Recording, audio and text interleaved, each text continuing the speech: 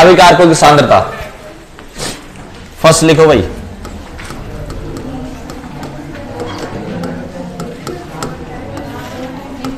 अभिकारकों की सांद्रता।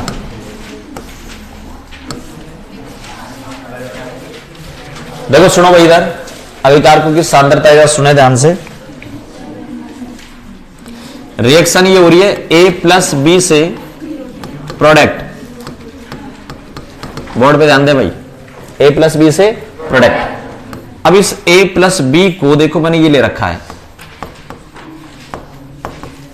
सही है, 4 जने ले रखे मैंने केवल। अब मैंने क्या कर दिया, इनकी संख्या बढ़ा दी, संख्या बढ़ा दी। इसका मतलब सांद्रता क्या कर दी बताओ, बढ़ा दी भाई, सांद्रता बढ़ा दी। सांद्रता बढ़ा दी तो अब बताओ इनके बीच टक्करें कम होगी या ज्यादा? टक्कर बढ़ जाएगी ना भाई। देखो आगे जाकर के एक सिद्धांत आप पढ़ेंगे, टक्कर सिद्धांत। वो टक्कर सिद्धांत ये कहता है कि ए और बी टक्कर करेंगे ना तो उत्पाद बनेगा, ए और बी टक्कर करेंगे तो उत्पाद बनेगा। भाई उत्पाद क्या बन रहा बताओ यहां, उत्पाद बन रहा है ए बी, तो ए बी बन गया। तो ए बी तो जब बनेगा ना जब ए और बी के बीच क्या हो भाई, टक्कर हो। तो ध्यान रखना ए और बी के बीच अगर टक्कर बढ़ेगी तो अभिक्रिया का रेट ऑफ रिएक्शन इंक्रीज हो जाएगी। तो ध्यान रखना अगर सांद्रता बढ़ा दी जाए तो टक्कर बढ़ जाएगी, और टक्कर बढ़ जाएगी तो अभिक्रिया का वेग बढ़ जाएगा भाई। ठीक है, लिखो सांद्रता में, अभिकारकों की सांद्रता में लिखें, यदि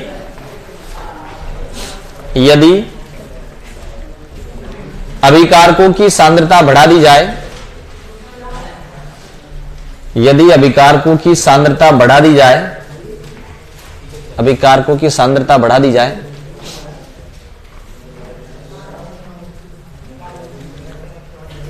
सांद्रता बढ़ा दी जाए तो अभिकारक अणुओं के मध्य, अभिकारक अणुओं के मध्य टक्कर बढ़ जाती है। सांद्रता बढ़ा दी जाए तो अभिकारक अणुओं के मध्य टक्कर बढ़ जाती है, टक्कर बढ़ जाती है, जिससे अभिक्रिया का वेग बढ़ जाता है। टक्कर बढ़ जाती है जिससे अभिक्रिया का वेग बढ़ जाता है।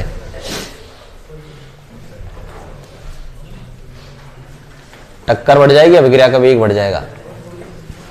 इसको उतार दो एज इज।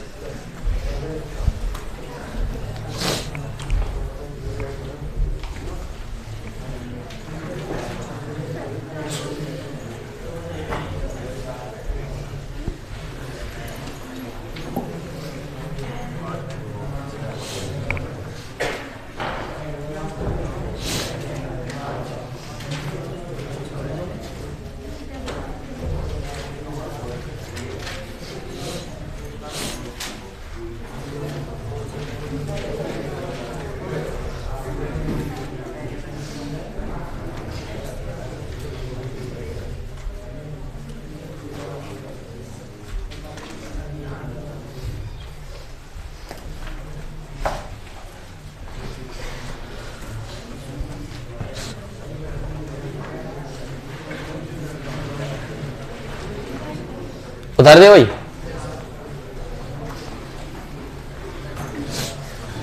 तो बताओ इसमें क्या पढ़ा आपने, सांद्रता अगर बढ़ा दी जाएगी ना तो उनके बीच टक्कर बढ़ जाएगी, और टक्कर बढ़ जाएगी तो अभिक्रिया का वेग बढ़ जाएगा। फिर दोबारा सुन ले भाई, टक्कर सिद्धांत अब हटा दिया गया, लेकिन टक्कर सिद्धांत कहता क्या है उस बात को समझे। टक्कर सिद्धांत ये कहता है कि अगर आपस में टक्कर बढ़ेगी ना तो अभिक्रिया का वेग बढ़ेगा।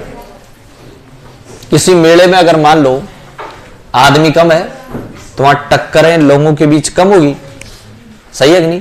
और अगर वहां आदमी ज्यादा हो जाएंगे तो टक्कर ज्यादा हो जाएगी, सही है? और मान लो दूसरा काम कर दें अपन, टेम्परेचर,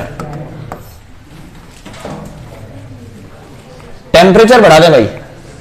देखो मेले में आग लगा दो, मेले में आग लगा दो, अब बताओ भगदड़ मचेगी कि नहीं?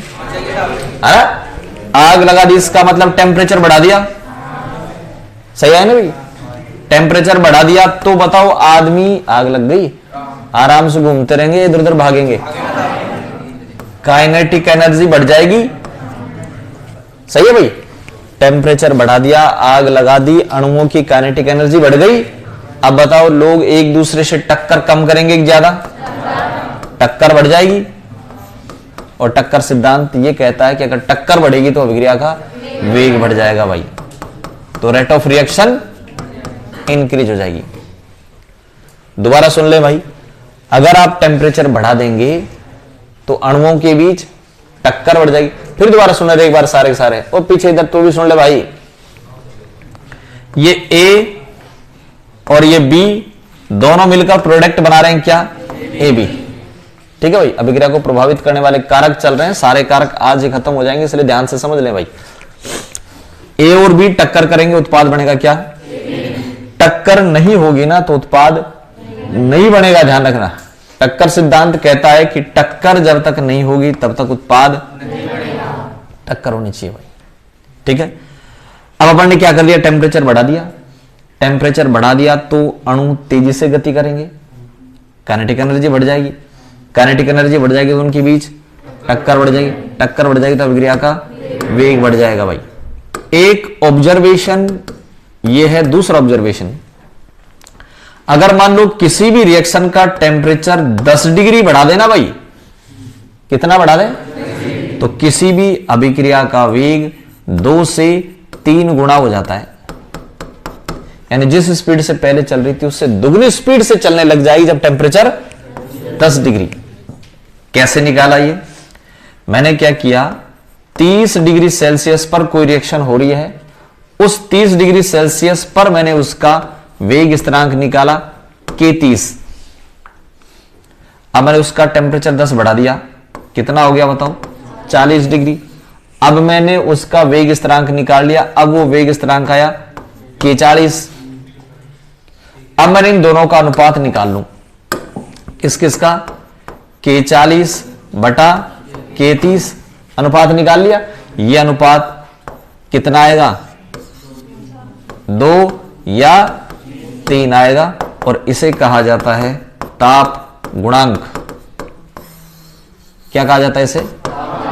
इस ताप गुणांक को मैं दोबारा लिख रहा हूं, 30 और 40 की बजाय ऐसे लिख दूं, T डिग्री सेल्सियस ताप पर वेग स्थिरांक बराबर KT। अब 10 बढ़ा दिया मैंने, 10 बढ़ा दिया तो T प्लस 10 डिग्री सेल्सियस ताप पर वेग स्थिरांक निकाल लें, और वो आया T प्लस 10। अब दोनों का अनुपात निकाल ले, वो क्या कहलाएगा बताओ? ताप गुणांक कहलाएगा। तो ताप गुणांक बराबर होता है KT प्लस 10 अपॉन KT, और ये लगभग आता है 2 या 3 आता है भाई। यानी कुल मिलाकर ये बात ये है कि टेम्परेचर बढ़ाओगे तो टक्कर बढ़ जाएगी, टक्कर बढ़ जाएगी तो अभिक्रिया का, और 10 डिग्री बढ़ाने पर अभिक्रिया का वेग 2 गुना या 3 गुना हो जाएगा। ठीक है भाई, लिखें इस बात को।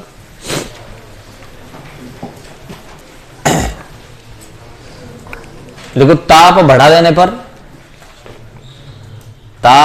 देने पर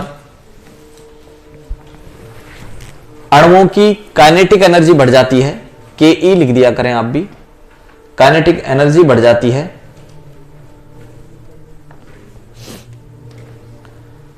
जिससे अणुओं के मध्य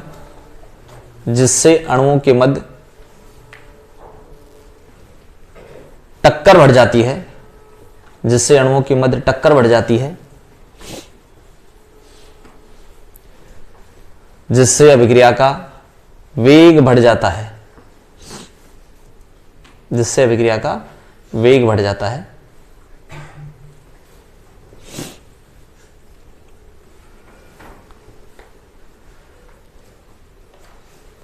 नीचे लिखें 10 डिग्री सेल्सियस ताप में वृद्धि करने पर 10 डिग्री सेल्सियस ताप में वृद्धि करने पर 10 डिग्री सेल्सियस ताप में वृद्धि करने पर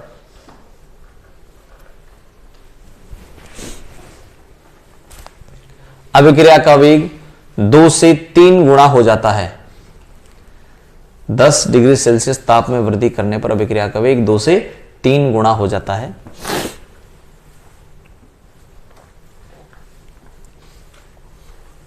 फिर नीचे लिखें 10 डिग्री सेल्सियस ताप के अंतर पर 10 डिग्री सेल्सियस ताप के अंतर पर 10 डिग्री सेल्सियस ताप के अंतर पर वेग स्थिरांकों का अनुपात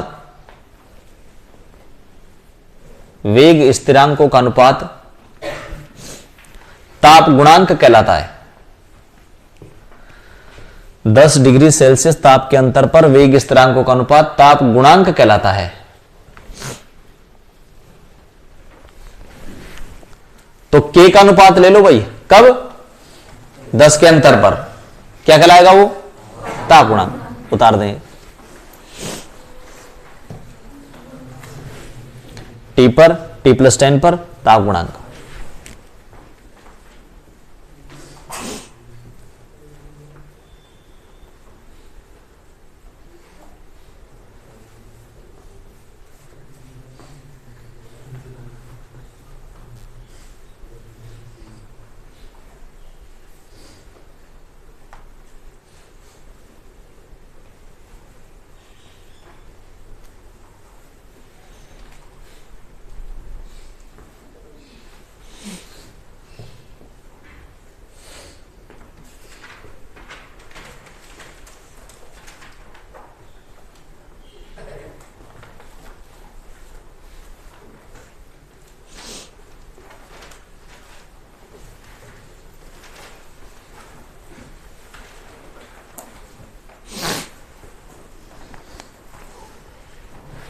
हटाऊं भाई?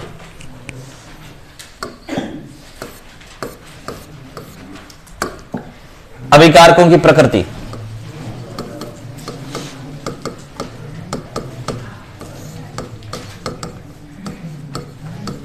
अभिकारकों की सांद्रता हुई। अगला लिखो अभिकारकों की प्रकृति। अभिकारकों की प्रकृति।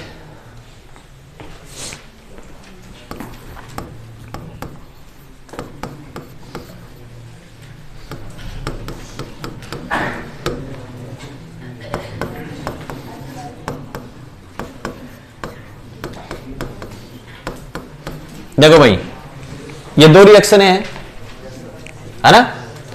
अब इनमें से इधर सुनना भाई, एक रिएक्शन मान लो स्लो हो रही है, एक फास्ट हो रही है। ऐसा क्यों? ए और बी के बीच ये जो बंध है ना, ये मान लो प्रबल बंध है, और ये नीचे वाला पी और क्यू के बीच सपोज दुर्बल बंध है। तो बताओ कौन सा बंध जल्दी टूट जाएगा? जल्दी टूट जाएगा। जल्दी टूट जाएगा तो रिएक्शन तेज हो जाएगी भाई। प्रबल बंध है, टूटने में टाइम लेगा, रिएक्शन स्लो होगी। तो बताओ कोई रिएक्शन फास्ट होगी या स्लो होगी, वो किस पर डिपेंड करता है? बंध पर डिपेंड करता है। ठीक है ना भाई? अब इससे आप ये अंदाजा लगा लेंगे कि सपोज मेरे पास एक NO है और रिएक्शन हो रही है NO2, दूसरी CO है CO2। अब ये रिएक्शन मान लो फास्ट हो रही है और ये रिएक्शन स्लो हो रही है। आप अंदाजा लगा सकते हैं ऐसा क्यों हुआ? नीचे वाली रिएक्शन क्या हुई? स्लो हुई ना। स्लो हुई, इसका मतलब CO और O के बीच बंध, सही है ना? अब मैं ऐसे लिख दूं क्या कि यदि मान लो प्रबल बंध है तो बताओ, दुर्बल बंध है तो बताओ, प्रबल बंध है तो बताओ रेट ऑफ रिएक्शन स्लो होगी, दुर्बल बंध है तो फास्ट होगी। सही है?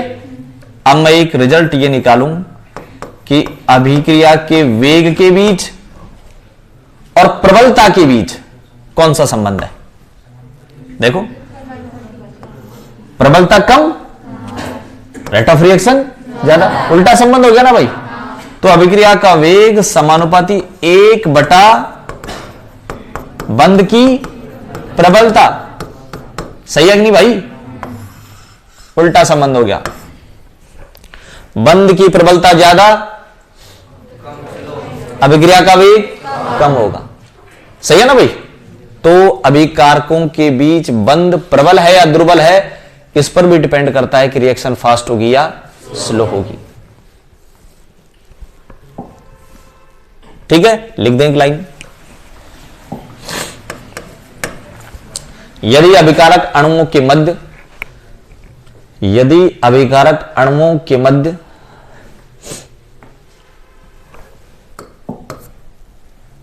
यदि अभिकारक अणुओं के मध्य प्रबल बंध हो, यदि अभिकारक अणुओं के मध्य प्रबल बंध हो तो अभिक्रिया मंद गति से होगी। प्रबल बंध हो तो मंद गति से होगी।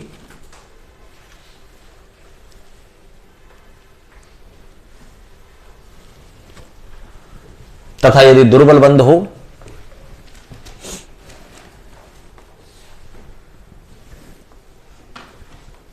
तो तीव्र गति से होती है।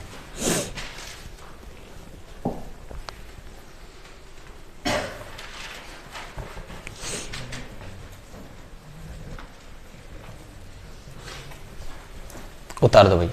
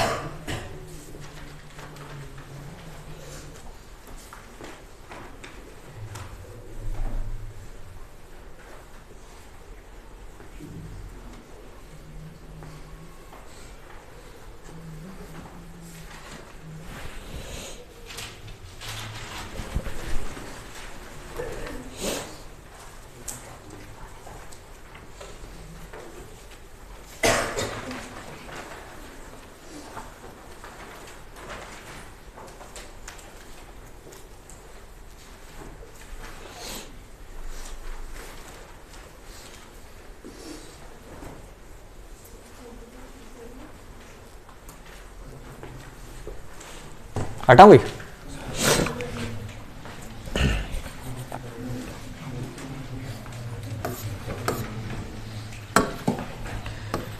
तीसरा, चौथा, पांचवा जो भी है, माध्यम की पीएच, माध्यम की पीएच। देखो भाई, एस्टर का जलपटन करवा रहा हूं मैं। CH3COO ET प्लस H2O क्या बनेगा बताओ? CH3COOH plus EtOH। रिएक्शन बहुत धीरे हो रही है भाई, इधर सुन भाई, रिएक्शन बहुत धीरे हो रही है। अब मैंने क्या किया इसमें,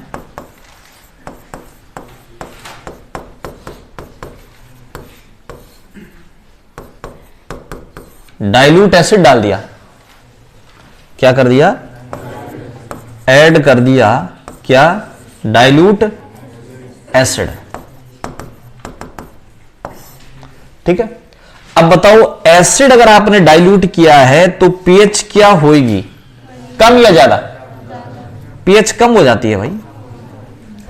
अम्लीय माध्यम में पीएच 7 से कम होती है और क्षारीय माध्यम में ज्यादा होती है। तो मैंने क्या डाला बताओ, एसिड डाला ना, एसिड डाला तो पीएच कम हो जाएगी, ध्यान रखना। एसिड डालते ही अब रिएक्शन तेज हुई, CH3COOH प्लस EtOH, अब रिएक्शन क्या हुई बताओ, फास्ट हो गई। तो इसका मतलब ये हुआ कि पीएच भी वेग को प्रभावित करती है। जब आपने एसिड नहीं डाला था तब अभिक्रिया स्लो हो रही थी और एसिड डालते ही फास्ट हो गई। इसका मतलब एसिड रेट ऑफ रिएक्शन को चेंज कर रहा है कि नहीं? ठीक है भाई। तो एक लाइन क्या लिखेंगे बताओ आप, माध्यम की पीएच अभिक्रिया वेग को प्रभावित करती है, बस लिख दें। माध्यम की पीएच अभिक्रिया वेग को प्रभावित करती है। माध्यम की पीएच अभिक्रिया वेग को प्रभावित करती है।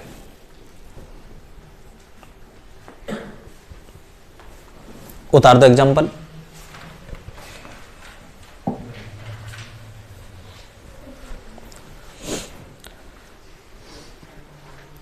एस्टर का जल विघटन भाई छठी सातवीं बार रिएक्शन आ रही है, आती जाएगी रिएक्शन, तो एक बार इसको याद ही कर लो ना। ऑर्गेनिक में आएगी कम से कम 10 बार।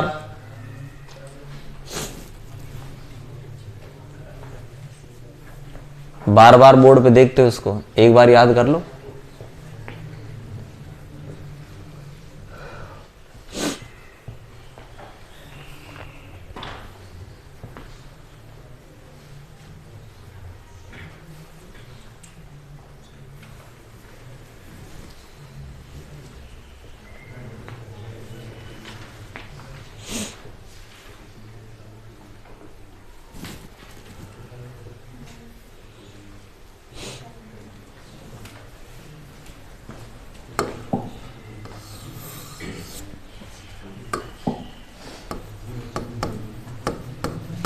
अगला लिख दो उत्प्रेरक। उत्प्रेरक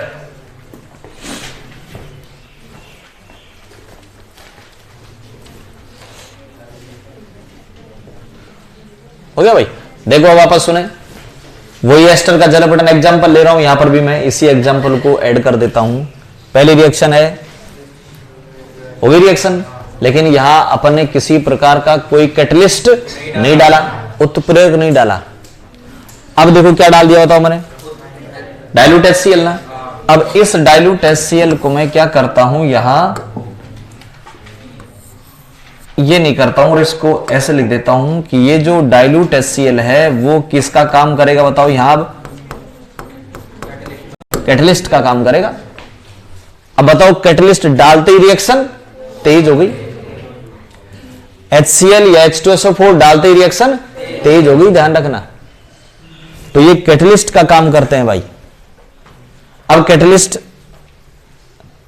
रिएक्शन को कैसे फास्ट करता है उस बात को समझें भाई। एक रिएक्शन ले रहा हूं, मान लो मैं,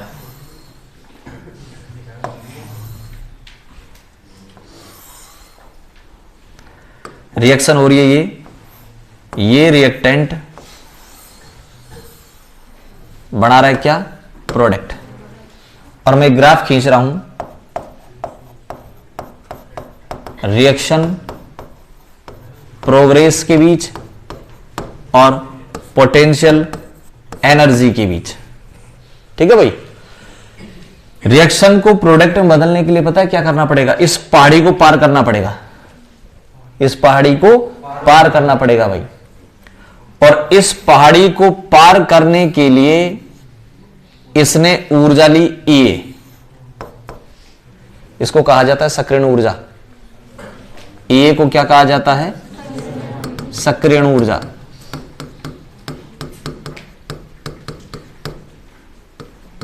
यह सक्रियण ऊर्जा कब की है, उत्प्रेरक की अनुपस्थिति में।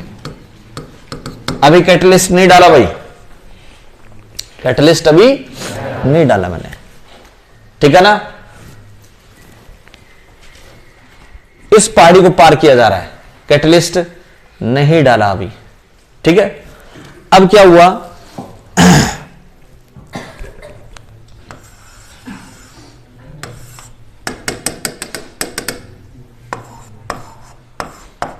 इससे कहा कि यार ये बजरी का ढेर ऊपर पहुंचाना है।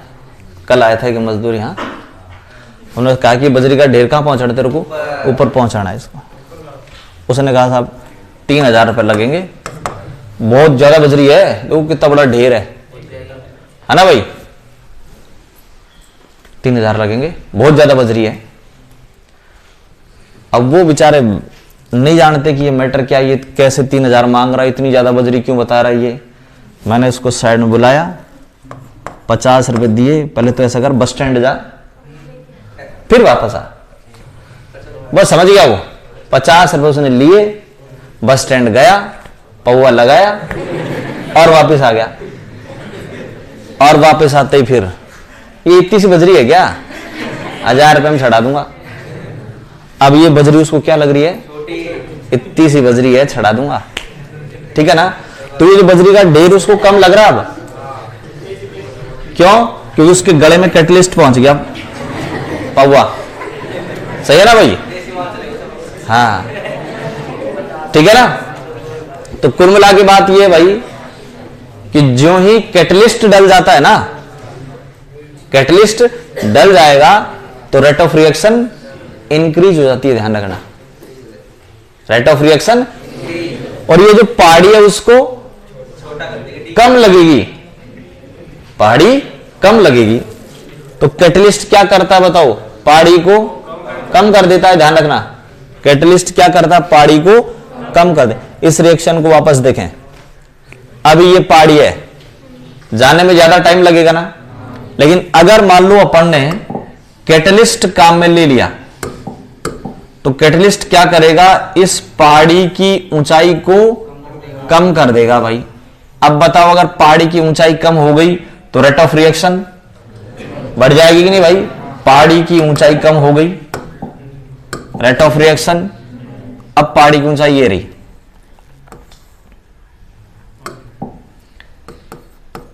ए इसको 1 दे दूं, इसको 2 दे दूं, तो A2 क्या है, उत्प्रेरक की उपस्थिति में सक्रियण ऊर्जा है, सही है ना भाई। तो ये पहली पहाड़ी तो थी कब की, बिना उत्प्रेरक के, और ये जो पहाड़ी अब नजर आ रही है ये है उत्प्रेरक की उपस्थिति में। दोबारा ध्यान से सुने, कैटलिस्ट क्या होते हैं, बाहर से डाले गए वे पदार्थ जो रासायनिक अभिक्रियाओं का वेग चेंज कर देते हैं भाई। बाहर से डाले गए, कैटलिस्ट भी हटा दिए गए, ध्यान रखना, इसलिए कैटलिस्ट को वैसे समझो, बाहर से डाले गए वे पदार्थ जो रासायनिक अभिक्रियाओं का वेग चेंज कर दें। यहां क्या कर रहा, बढ़ा रहा है, तो बाहर से डाले गए वे पदार्थ जो अभिक्रिया का वेग बढ़ा दें भाई, या तो बढ़ा देंगे घटा देंगे, कई कंडीशनें होती हैं भाई, है ना। तो बाहर से डाले गए वे पदार्थ जो अभिक्रिया का वेग बढ़ा दें, कैटलिस्ट कहलाएंगे। अब वेग बढ़ाएंगे कैसे, देखो रिएक्टेंट से प्रोडक्ट जल्दी बन गया ना, रिएक्टेंट से प्रोडक्ट जल्दी बन गया, अभिक्रिया तेज हो गई। तो अभिक्रिया तेज होने का रीजन क्या है, कैटलिस्ट ने पहाड़ी की ऊंचाई घटा दी, या फिर मैं कहूं क्या घटा दिया, सक्रियण ऊर्जा का मान। कैटलिस्ट क्या करते हैं, दोबारा बताएं, कई बार पूछी गई लाइन है। कैटलिस्ट क्या करते हैं, सक्रियण ऊर्जा का मान घटा देते हैं, जिससे अभिक्रिया जल्दी हो जाती है। और सक्रियण ऊर्जा क्या होती है, इस रिएक्टेंट को प्रोडक्ट में बदलने के लिए इतनी ऊर्जा लेनी पड़ेगी भाई। ये पहाड़ी पे जाएगा, ऊर्जा लेनी पड़ेगी, कितनी लेनी पड़ेगी, ए। कैटलिस्ट क्या करता है, ए को, रिएक्शन जल्दी हो जाएगी। ए घटा दिया, पहाड़ी की ऊंचाई घटा दी, रिएक्शन जल्दी हो जाएगी, ठीक है ना भाई। तो कैटलिस्ट क्या करते हैं, सक्रियण ऊर्जा का मान घटा देते, अभिक्रिया तेज हो जाएगी। तो लिख दो, उत्प्रेरक, उत्प्रेरक बाहर से डाले गए वे पदार्थ होते हैं, उत्प्रेरक बाहर से डाले गए वे पदार्थ होते हैं जो रासायनिक अभिक्रिया का, जो रासायनिक अभिक्रिया का वेग परिवर्तित कर दें।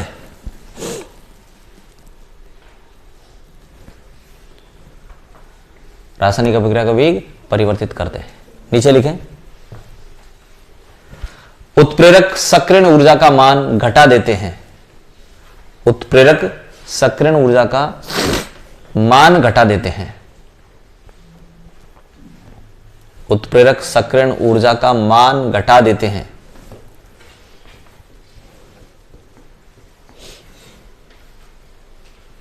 नीचे लिखें, जैसे एस्टर का जल अपघटन, एस्टर का जल अपघटन डाइल्यूट अम्ल की तनु अम्ल की उपस्थिति में, एस्टर का जल अपघटन तनु अम्ल की उपस्थिति में तेजी से होता है। तो यहां तनु अम्ल किसका काम कर रहा है भाई? उत्प्रेरक का काम कर रहा है, और इसकी उपस्थिति में अभिक्रिया तेजी से हो जाएगी।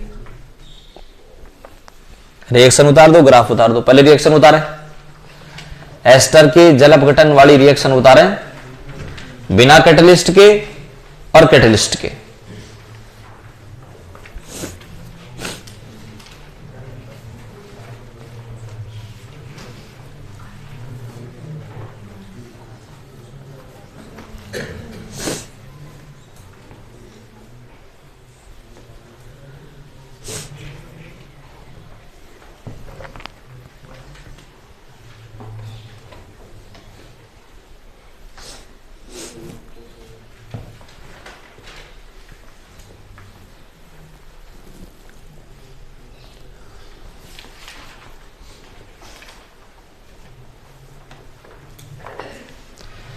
रिएक्शन के बाद उतारे ग्राफ।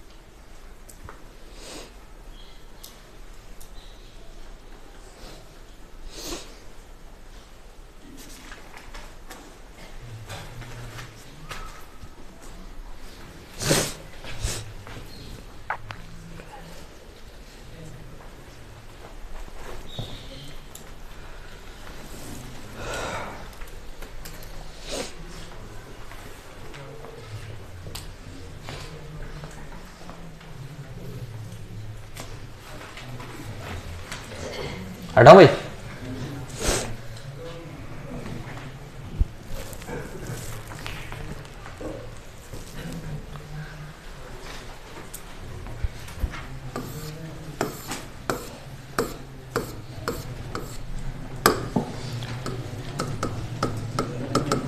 माध्यम की प्रकृति, माध्यम की प्रकृति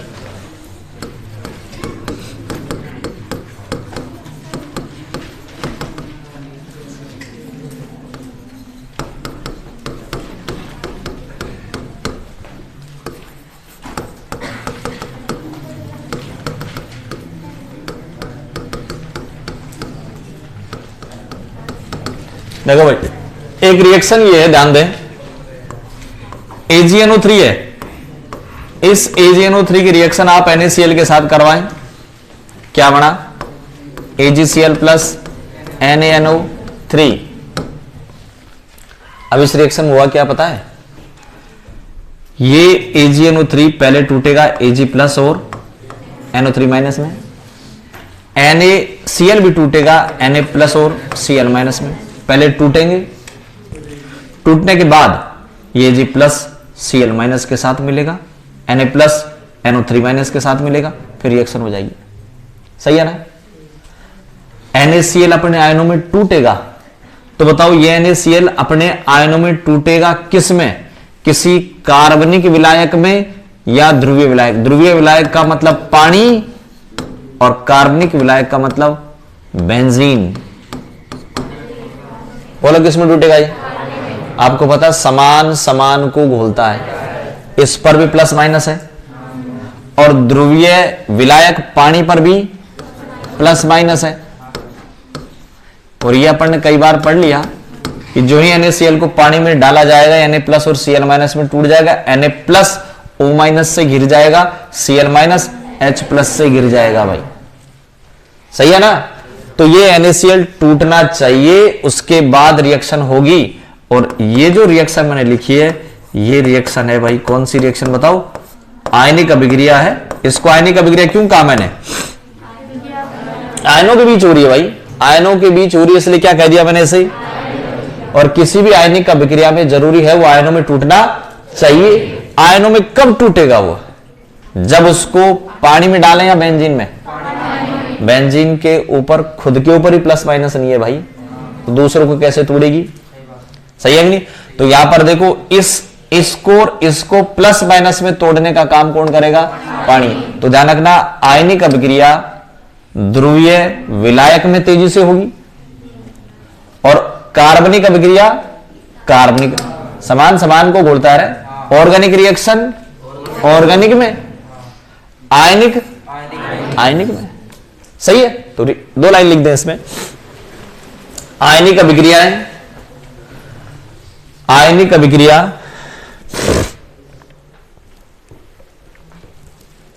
ध्रुवीय माध्यम जैसे पानी में तेजी से होती हैं।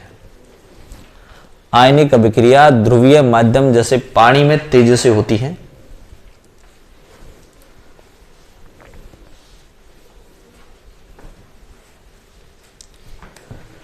अभिक्रिया उतार दो AgNO3 NaCl की।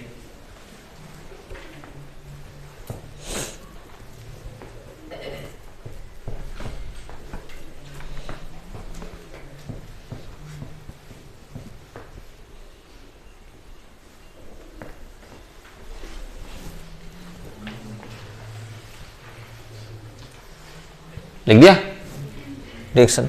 फिर नीचे लिखें, कार्बनिक अभिक्रियाएं, कार्बनिक अभिक्रियाएं कार्बनिक विलायकों में तेजी से होती हैं।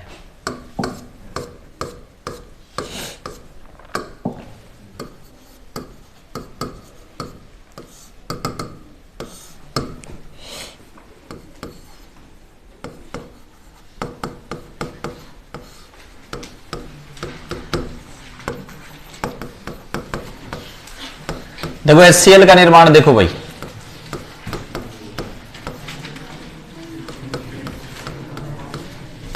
HCl का निर्माण आपने अंधेरे में करवाया, रिएक्शन स्लो हुई, और जो ही आपने ये रिएक्शन सनलाइट में करवाई ना भाई, सूरज के प्रकाश की उपस्थिति में करवाई, तो ये रिएक्शन बहुत तेजी से विस्फोट के साथ होती है, बहुत तेजी से होती है विस्फोट के साथ। इसका मतलब क्या हुआ भाई कि ये ऐसी रिएक्शन है जो किसकी प्रेजेंस में तेजी से होती है?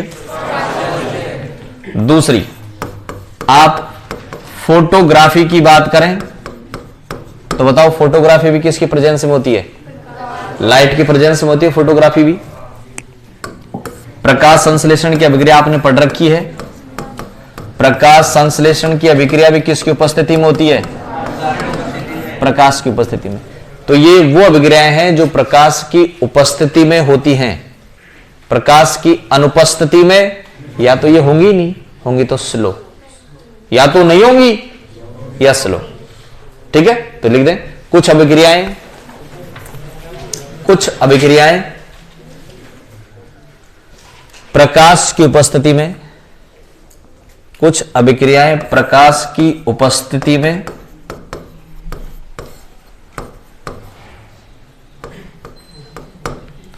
तेजी से होती हैं।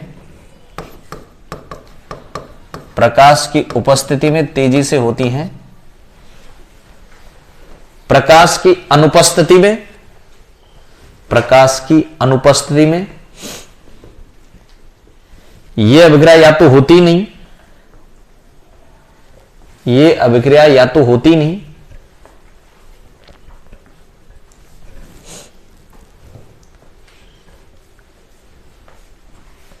या मंद गति से होती हैं, या मंद गति से होती हैं।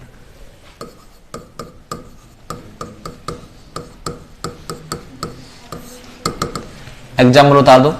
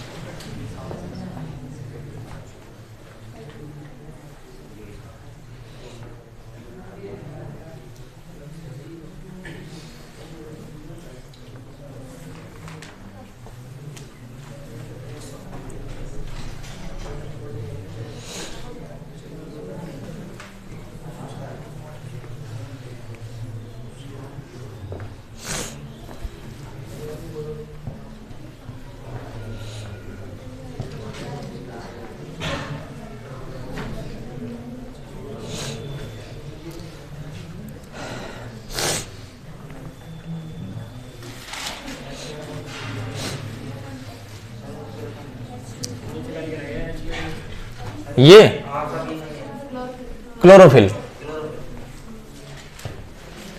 क्लोरोफिल CHL शॉर्ट में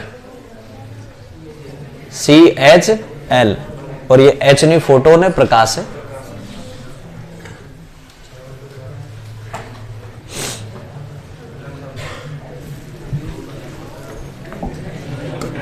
आर्द्रता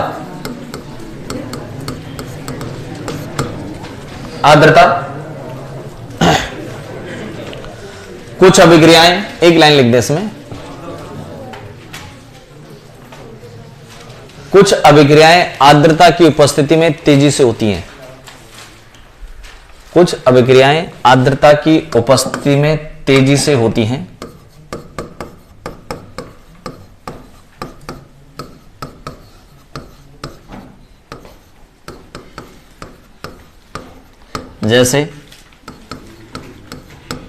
जैसे लोहे पर जंग लगना,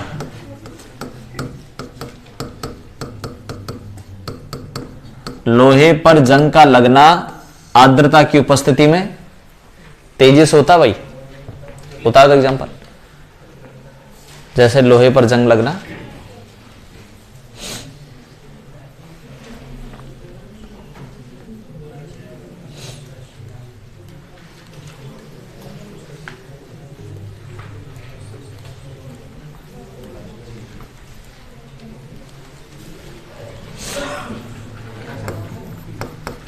पृष्ठीय क्षेत्रफल,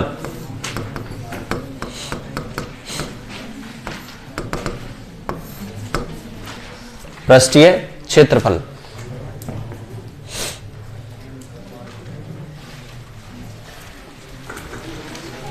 देखो भाई ये कोई सॉलिड है, अगर मान लो इसको पीस कर इसका पाउडर बना दें तो बताओ पृष्ठीय क्षेत्रफल क्या हो जाएगा रे? पृष्ठीय क्षेत्रफल,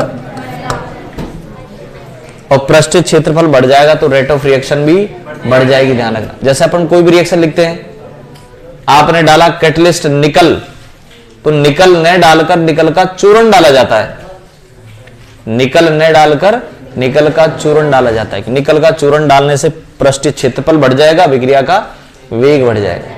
ठीक है, जैसे मान लीजिए अगर आप ये मिश्री है और मिश्री को पानी में घोले एक तो, और मिश्री का पाउडर बना दें, मिश्रा, इसको पानी में घोलें, तो बताओ मिश्री जल्दी घुलेगी कि मिश्रा? मिश्रा जल्दी घुल जाएगा, ध्यान रखना। ठीक है ना, लिख दें इसमें,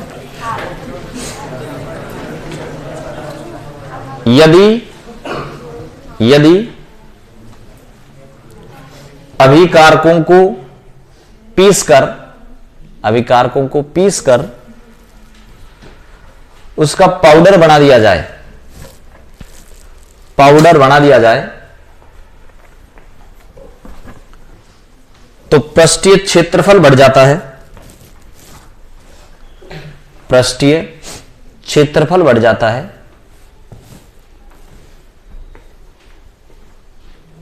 पृष्ठीय क्षेत्रफल बढ़ जाता है। पृष्ठीय क्षेत्रफल बढ़ने पर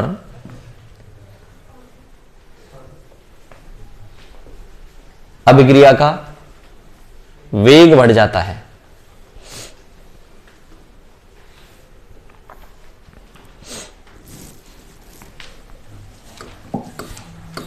अभिक्रिया का वेग बढ़ जाता है। एक बार ये देखे सारे फैक्टर हो गए क्या? हो गए? हैं? ताप बच रहा है?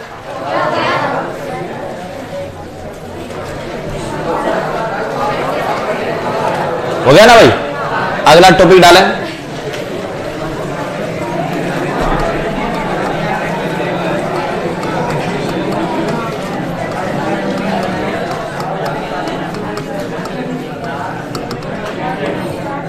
शून्य कोटि अभिक्रिया, शून्य कोटि अभिक्रिया। इस चैप्टर में अभी शून्य बच गई, इसके बाद बच गई एक प्रथम कोटि, शून्य और प्रथम, और फिर मैं करवाऊंगा सारे इसके एक साथ न्यूमेरिकल करवाऊंगा, है ना? सारे एक साथ ले लेंगे। शून्य कोटि अरे स्टार्ट कहां हुई? जब वे अभिक्रिया जिनमें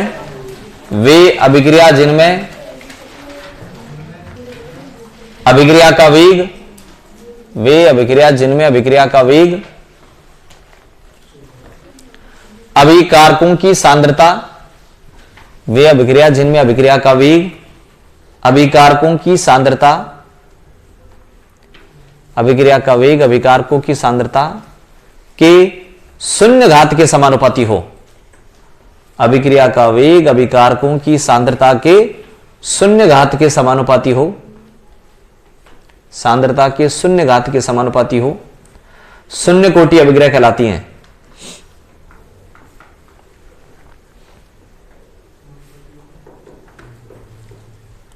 नीचे लिखें,